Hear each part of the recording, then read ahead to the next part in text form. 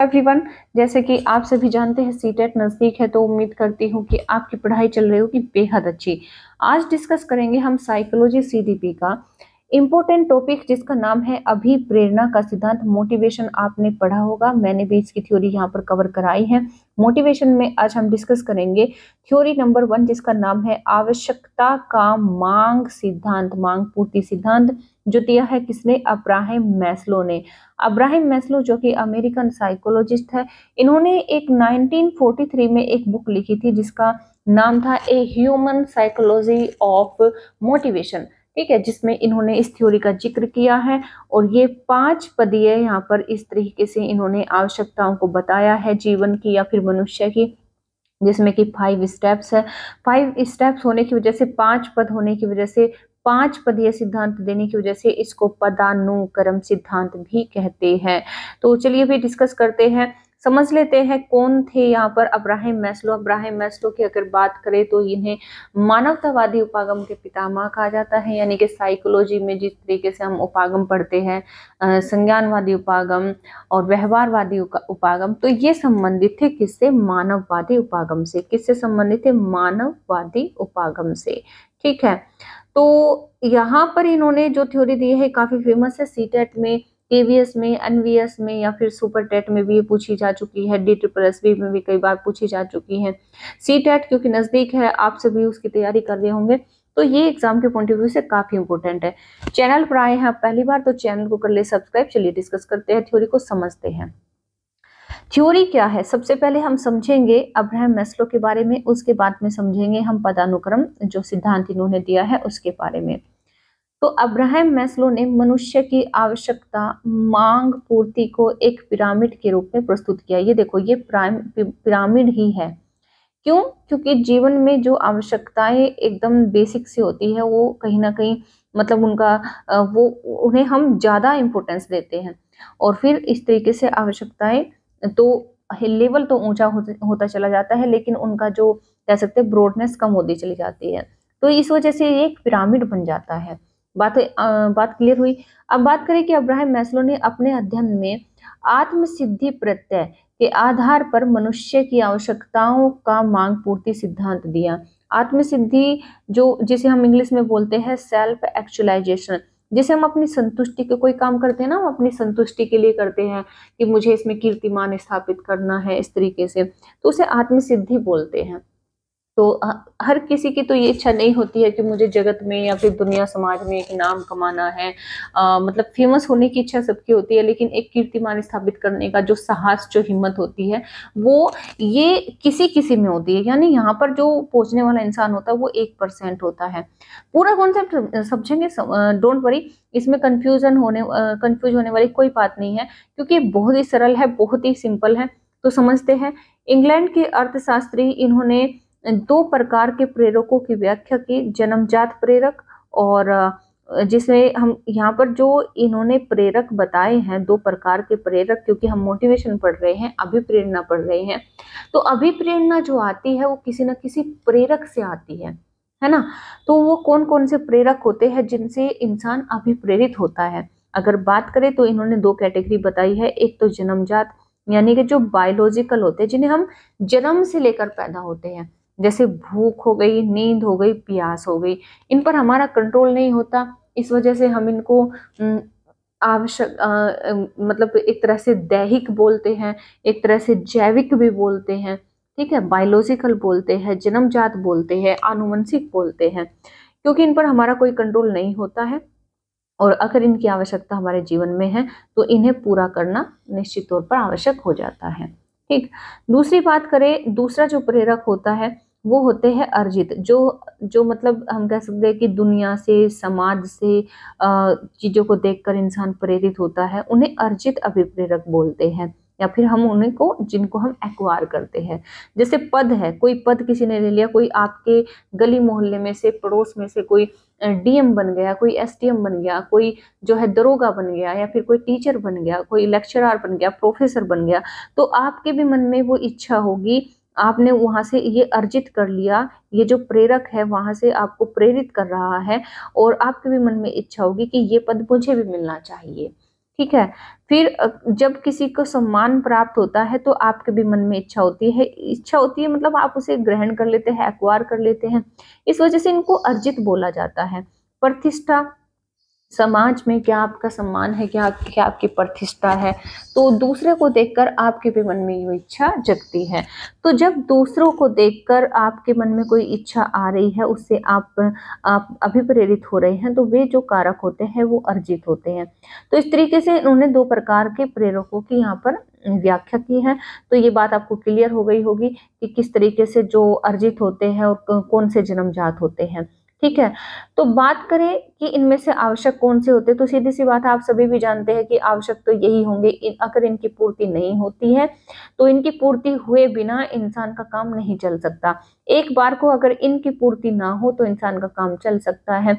ये कहीं ना कहीं नकारात्मक होते हैं और ये सकारात्मक होते हैं। पहली बात तो हुई ये। ठीक है। इस आधार पर बहुत क्वेश्चन पूछे जाते हैं। इनको जन्मजात कहने के साथ साथ में हम जैविक भी बोलते हैं, हम आनुवंशिक भी बोलते हैं। ठीक है। हम शारीरिक भी बोलते हैं, हम इनको दैहिक भी बोलते हैं। अगर इंग्लिश की बात करें तो हम इनको जो है बात करेंगे इनको इंग्लिश में क्या बोलते हैं, बायोलॉजिकल बोलते हैं। ठीक। ये तो हुई वो बात जो मतलब इन्होंने दो प्रकार के प्रेरक बताए हैं। अब बात करेंगे कि इन्होंने जो पूरा सिद्धांत दिया है, जिनसे जिनसे मतलब क्वेश्चन आते हैं और पूछे जाते हैं हर बार, वो किस प्रकार से है। तो इसे पूरे के पूरे कॉन्सेप्ट को समझ लेते हैं। तो अब्राहम मैस्लो ने जो सिद्धांत दिया है अपना, जिसे हम कहते हैं आवश्यकता मांग पूर्ति का सिद्धांत, या फिर पदानुक्रम सिद्धांत, या फिर हम कहेंगे मानववादी सिद्धांत। ठीक है। और इसको नाभिकीय सिद्धांत भी कहते हैं एक साथ में। तो इस तरीके से इसके बहुत सारे नाम हैं। अगर हम इंग्लिश की बात करें तो हम इसको क्या बोलते हैं, हम इसको बोलते हैं, अगर इंग्लिश की बात करें तो इसको मतलब मोटिवेशन का मांग पूर्ति सिद्धांत हम इसे कहेंगे। और इसको मतलब एक नहीं कई सारे इसके नाम हैं। ठीक है। चलिए यहाँ पर चलिए, तो इसको मतलब पूरे के पूरे को इसको क्या बोलते हैं, इंग्लिश में मैं बात कर रही थी, तो सेल्फ एक्चुअलाइजेशन का सिद्धांत, या फिर नीड, या फिर जो कहेंगे कि मांग पूर्ति को मैं इंग्लिश में मतलब नहीं कन्वर्ट कर पा रही हूँ, सॉरी उसके लिए। कैसे उसको बोलते हैं, ठीक है, अभी माइंड में भी नहीं आ रहा है। खैर वो कोई बात नहीं, इसमें जो है आपको क्लियर हो गया होगा। चलिए बात करेंगे कि इसका जो पूरा का पूरे जो पद है, ठीक, चलो इसको समझ लेते हैं। कितने स्टेप है इसमें, आप काउंट करना जरा एक बार, कितने स्टेप है, 1 2 3 4 5, इस तरीके से 5 पद हैं। ठीक है। इस वजह से इसको जो है पदानुक्रम सिद्धांत बोलते हैं। तो जब नॉर्मली आपके भी जीवन में, जैसे कि अगर हम आवश्यकताओं की बात करें तो आप प्रायोरिटी किसको देते हैं। जब बात करते हैं कि सबसे ज्यादा जो आपको इंस्पायर करती है चीजें, जिनसे आप अभिप्रेरित होते हैं, जो आपकी अभिप्रेरणा को शांत नहीं होने देती, वो कौन सी चीजें होती है, जिनके बिना आपका काम नहीं चल सकता, जिनकी मांग आपके जीवन में कह सकते हैं बेसिक है, जिसे कहते हैं ना बेसिक नीड्स, यानी कि अगर उनकी पूर्ति नहीं होती है तो उनके बिना आपकी कोई भी आवश्यकता दूसरी आपके जीवन में जन्म नहीं लेगी। ठीक है। तो वो कौन सी नीड्स होती है, तो वे बेसिक नीड्स होती है, जिन्हें हम कहते हैं शरीर क्रियात्मक या फिर दैहिक आवश्यकता, यानी कि फिजियोलॉजिकल नीड्स। ये हम इनको हम प्रायोरिटी देते हैं। भाई हमें भूख लगेगी तो हमें खाना चाहिए, प्यास लगेगी तो पानी चाहिए। ठीक है। हमें धन की आवश्यकता होती है, हमें जो है आराम की आवश्यकता होती है। और यहीं पर एक हो जाता है बेसिक नीड्स में सेक्स का मतलब ये होता है कि जो काम वासना होती है, मतलब एक तरह से जो प्रकृति बनी है वो काम वासना का ही परिणाम है। जैसे कि वो भी बोलते हैं, ओशो भी बोलते हैं, है ना, अगर मतलब ये चीज ना होती तो प्रकृति का निर्माण ही ना होता। तो ये सब बेसिक्स है, इनका मतलब इनके बिना मनुष्य का जीवन का कोई अस्तित्व नहीं है। तो ये बेसिक नीड्स है। जब किसी इंसान की या फिर मनुष्य की ये नीड्स पूरी हो जाती है, तब उसके बाद में दूसरी चीजों का ख्याल आता है। फॉर एग्जाम्पल, कोई पटरी पर सो रहा है, उसके पास में पैसा नहीं है, खड़े करने को गाड़ी नहीं, बंगला नहीं, कुछ नहीं, तो उसे क्या सूझेगा, उसे सिर्फ ये सूझेगा कि मुझे जो है टाइम पर खाना मिल जाए और मुझे जो है आराम मिल जाए, नींद पूरी हो जाए, मुझे पीने को पानी मिल जाए, सिर्फ इस तरह की मेरा मेरा जो है एक तरह से घर परिवार हो, बस इतनी तरह की वो आवश्यकता अब उसके मन में आती है। ठीक, अगर उसको कल मतलब ये आवश्यकता जब पूरी हो जाए किसी इंसान की, जैसे कि आप भी अगर पढ़ाई कर रहे हैं तो इसीलिए कर रहे हैं ताकि ये सब नीड्स आपकी पूरी हो चुकी है, तो पूरी होने के बाद में अगर आपके अंदर अब कोई इच्छा जग रही है, तो वो जग रही है किसकी? सेफ्टी की। सेफ्टी, सेफ्टी जो नीड्स होती है वो कब जन्म लेती है? जब ये वाली आवश्यकताएं जो बेसिक होती है जब ये पूरी हो जाए, तब आप थोड़ा ऊपर का लेवल का सोचते हो। ऊपर के लेवल का यानी अभी जो आप जैसे जैसे आप तैयारी कर रहे हो, तो आप क्या सोच रहे हो? क्योंकि आपको सेफ्टी चाहिए, यानी आपके पास में आगे का मतलब वो दाना पानी चलता रहे, ठीक है, या फिर आपका मतलब आगे खर्च कैसे चलेगा, आपका जीवन कैसे चलेगा, उसके लिए आप पैसा कमाने की सोचते हैं। आप सोचते हैं कि मेरे पास में एक नौकरी होनी चाहिए, एक नौकरी होनी चाहिए, कोई ना कोई व्यवसाय होना चाहिए, मेरे पास में पैसा होना चाहिए ताकि मेरा जीवन आसानी से आगे चलता रहे, मुझे टाइम पर खाना मिलता रहे, मुझे सोना आराम से हो।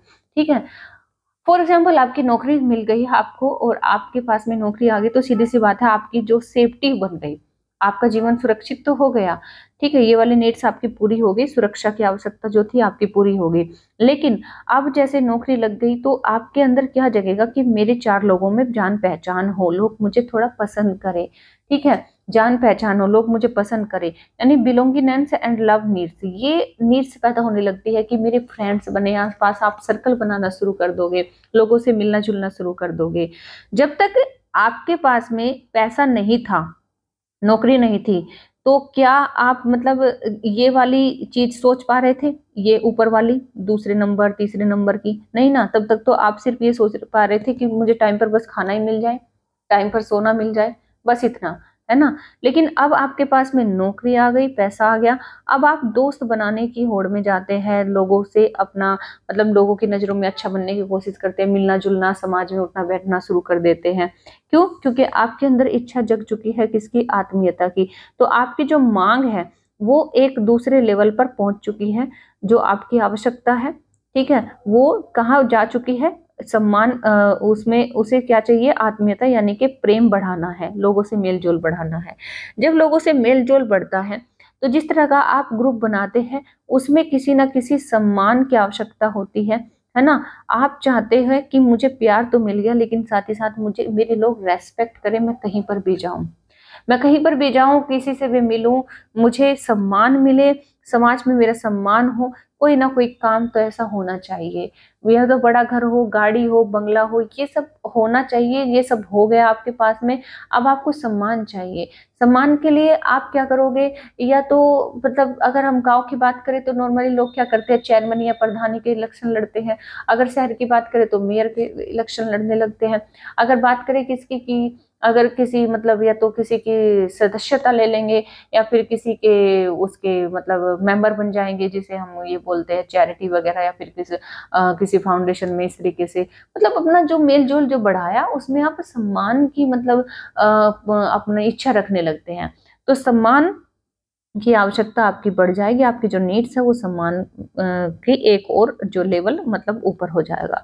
अब बात करें किसकी, कि अगर किसी इंसान की इतनी भी इच्छाएं पूरी हो जाती है, तो तब जब इतनी इच्छाएं पूरी हो जाती है, जब ये लेवल इंसान क्रॉस कर लेता है अपने जीवन में, तब लास्ट में उसके जीवन में अगर ये सब पूरी हो जाए, किसी किसी की तो बेचारे की सिर्फ इतनी ही पूरी हो पाती है, ये पहले लेवल की, किसी कोई कोई यहाँ तक पहुंच जाता है लेकिन आगे का जीवन उसका सही नहीं हो पाता, ना उसे प्यार मिलता, ना उसे सम्मान मिलता, है ना, और वो सिर्फ इतने में ही सीमित रह जाता है।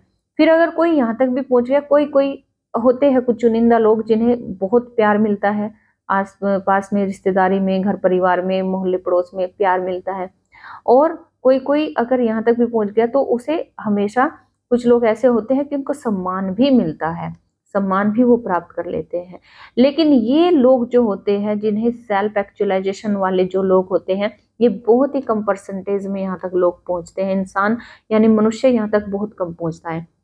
यानी कि ऐसे इंसान पृथ्वी पर बहुत कम होते हैं, बहुत कम देखने को मिलते हैं, जिसमें सेल्फ एक्चुअलाइजेशन की जो है आवश्यकता जन्म लेती है, या फिर कह सकते हैं कि उन्हें जो एक सम्मान भी उन्हें कम पड़ जाता है, उन्हें प्रतिष्ठा भी कम पड़ जाती है, उन्हें प्यार भी कम पड़ जाता है। उन्हें चाहिए समाज में अपनी आत्मसिद्धि स्थापित करना।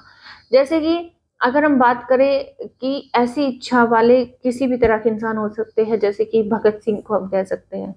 भगत सिंह जो थे, उनके जीवन का जो एक लक्ष्य उन्होंने रखा कि मुझे जो है अपने भारत देश को आजाद कराना है, तो उन्होंने अपने आप को सिद्ध करने के लिए सबसे जो ऊंची आवश्यकता अपने जीवन की में बना ली, वो थी आत्मसिद्धि, सेल्फ एक्चुअलाइजेशन की। बहुत बड़े बड़े संत साधु होते हैं, बहुत बड़े बड़े मतलब ऐसे साइंटिस्ट होते हैं, जिनमें वो पूरा मतलब लगे रहते हैं अपने जीवन की आवश्यकताओं का जो लेवल होता है, वो उनको और कुछ नहीं चाहिए, उन्हें सिर्फ इस लेवल तक मतलब वो अपने आप को पहुंचा देते हैं। क्यों? क्योंकि ऐसा अपने आप को कह सकते हैं कि एक चुनौती भरे जीवन में डटे रहने की जो क्षमता होती है, उसे हम आत्मसिद्धि कहते हैं। और ऐसे ऐसे ऐसे जो बहुत कम लोग होते हैं जो चुनौती भरे कार्यों में डटे रहते हैं, है ना। जैसे अन्ना हजारे हुए, जैसे महात्मा गांधी हुए, इस तरीके से तो बहुत सारे ऐसे एग्जाम्पल है जैसे हम ले सकते हैं। तो ऐसी बहुत सी चुनौतियाँ जीवन में आती है, उनमें डटे रहना बहुत ज़्यादा ज़रूरी होता है। और अगर जो डट गया तो वो सीधी-सी बात है, उसे आत्मसिद्धि यानी कि समाज में एक ऐसा एग्ज़ाम्पल सेट करने वाली जो है प्रसिद्धि मिल जाती है। ठीक? तो इस तरीके से और बात करें कि क्या मतलब कोई इंसान डायरेक्ट यहाँ से पहले लेवल से और डायरेक्ट यहाँ पहुँच सकता है इस लेवल पर, तो ऐसा पॉसिबल नहीं होता। जैसे अब्राहम मैस्लो बताते हैं, कहते हैं कि ऐसा बिल्कुल भी पॉसिबल नहीं है कि कोई इंसान चाहे और जो जो वो पहले लेवल पर है, यहाँ पर है कि उसकी खाने-पीने की सिर्फ़ आवश्यकताएँ मुश्किल से पूरा हो रही है और वो यहाँ पर पहुँच जाए, ऐसा बिल्कुल भी नहीं है। बीच के लेवल कभी भी क्रॉस वो किए बिना वो लास्ट लेवल तक नहीं पहुँच सकता। ठीक है? तो इस तरीके से ये जो पूरा पद है, ये जो पूरा मतलब पिरामिड है, वो अब्राहम मैस्लो बताते हैं कि ये तो बिल्कुल बेसिक वाली नीड्स होती है। बिल्कुल कह सकते हैं कि इनको ये जो होती है बहुत ही मतलब कहेंगे कि निम्न स्तर की होती है। ये जो आवश्यकताएँ होती हैं, बहुत ही निम्न स्तर की होती हैं। ठीक है? बाद की जितनी भी आवश्यकताएँ होती हैं, ये उच्च स्तर की होती है। ये होती है उच्च स्तर की। उच्च स्तर की इसलिए क्योंकि यहाँ तक बहुत ही कम लोग पहुँच पाते हैं और हर किसी की इतनी इच्छाएँ जीवन में पूरा नहीं हो पाती हैं। ठीक? तो ये समझा हमने पूरा का पूरा पिरामिड अब्राहम मैस्लो का, ये काफ़ी इम्पोर्टेंट है। तो एग्ज़ाम में मल्टीपल टाइम्स इनसे क्वेश्चन पूछे जा चुके हैं। सीक्वेंस पूछ लेगा, या तो आपसे सीक्वेंस पूछ लेगा, इस तरीके से सीक्वेंस पूछ लेता है, या फिर लास्ट फर्स्ट वाला पूछ लेगा आपसे, या फिर लास्ट वाला पूछ लेगा कि लास्ट में जो अंतिम पद है वो कौन-सा है, ठीक है? और या फिर पूछ लेगा कि आत्मीयता की माँग की आवश्यकता से आप क्या समझते हैं, या फिर शरीर क्रियात्मक यानी कि एग्ज़ाम्पल में दे देगा, ऑप्शन में देगा कि फूड है, वाटर है, रेस्ट है, नींद, भूख, प्यास, सेक्स, ये जो है ये किस प्रकार की आवश्यकताएँ हैं, तो आप कहोगे कि बेसिक है यानी कि शरीर दैहिक आवश्यकता है, फिजियोलॉजिकल है, ठीक है। अगर कोई इंसान चुनौती भरे कार्यों में डटा रहता है तो उसे उसके अंदर किस प्रकार की आवश्यकता है, वो किस प्रकार का एग्जाम्पल है, तो आत्मसिद्धि की आवश्यकता का एग्जाम्पल है। इस तरीके से मतलब क्वेश्चन आते हैं तो आप आसानी से जो है उनका आंसर दे सकते हो। बात समझ गए? तो उम्मीद करती हूँ ये तो आपको क्लियर हुआ होगा। अब बात करेंगे कि मतलब इंडिविजुअली समझेंगे कि शरीर क्रियात्मक दैहिक आवश्यकता कौन-कौन सी होती है, शरीर की सुरक्षा, ठीक है, की आवश्यकता, आत्मीयता की मांग की आवश्यकता, एक-एक करके समझेंगे, जो कि हम समझ भी चुके हैं, इसमें कोई कन्फ्यूजन अभी तक आपको नहीं रहा होगा। तो शरीर क्रियात्मक दैहिक आवश्यकता यानी कि फिजियोलॉजिकल नीड्स, ये जो है अब्राहम मैस्लो के अनुसार वह वस्तु जो जीवन के लिए आवश्यक है, जीवन निर्वाह के लिए मूल यानी कि बेसिक वस्तु है, जैसे भूख, प्यास, नींद, सेक्स, ये सब बेसिक्स है। बात करें सुरक्षा की आवश्यकता की, जब एक व्यक्ति की मूल आवश्यकताएं पूरी हो जाती है तो वह अपनी सुरक्षा के बारे में सोचता है। आवश्यकता से तात्पर्य भौतिक एवं मनोवैज्ञानिक प्रकार के खतरों से सुरक्षा है। ठीक है, यानी कि आपको अपनी तो सुरक्षा चाहिए ही चाहिए। घर इसलिए तो बनाता है इंसान, और साथ ही साथ इसलिए भी ताकि आप जो है आगे मतलब जीवन में कभी भूखा ना मरना पड़े और एक मतलब सोने के लिए अच्छी जगह हो। ठीक, तो इस तरह की आवश्यकता से व्यक्ति विभिन्न प्रकार के डर तथा सुरक्षा से बचने की कोशिश करता है। आत्मीयता की मांग की आवश्यकता क्यों होती है? क्योंकि इस आवश्यकता में व्यक्ति दूसरों से सम्मान एवं प्रेम प्राप्त करना चाहता है। इस तरह की आवश्यकता के कारण व्यक्ति परिवार, स्कूल, धर्म, प्रजाति इत्यादि के साथ अपनी पहचान स्थापित करना शुरू कर देता है, जैसा कि हमने ऊपर अभी समझा भी है। ठीक है, बाद में इसमें सम्मान की आवश्यकता है और आत्मसिद्धि की आवश्यकता है। तो इस तरीके से मतलब पूरा का पूरा कॉन्सेप्ट हमने समझा है सीक्वेंस में। इसे आप जरूर पढ़ ले, एक बार नजर डाल ले इस पर। तो उम्मीद करती हूँ आपको क्लियर हुआ होगा। इसी के साथ में थैंक्स फॉर वॉचिंग। इसी तरीके से बने रहिए चैनल के साथ में, अपना प्यार देते रहिए, बाकी लोगों को शेयर करना बिल्कुल मत भूलें। क्लास अच्छी लगी हो तो लाइक भी कर सकते हैं, और कोई भी डाउट हो तो कमेंट्स करके जरूर बताएं। और अपने कहीं पर भी आप सोशल मीडिया पर अगर आपका कहीं पर भी कोई भी मतलब अकाउंट है तो वहां पर भी इस क्लास को शेयर करें। बाकी जो मतलब जिनके लिए क्लास वैल्यूएबल है उनको आप शेयर कर सकते हैं। मिलते हैं नेक्स्ट क्लास में नेक्स्ट अगले इंपॉर्टेंट टॉपिक के साथ में। तब तक के लिए रखिए अपना ख्याल। इसी तरीके से बने रहिए, हंसते रहिए, मुस्कुराते रहिए, जिंदगी जीते रहिए, और जिंदगी का हर एक पल एंजॉय कीजिए, क्योंकि काफ़ी इम्पोर्टेंट होता है और बड़ी मुश्किल से ज़िंदगी मिलती है। तो चलिए फिर मिलते हैं नेक्स्ट क्लास में। तो तब तक के लिए thank you, take care, bye bye.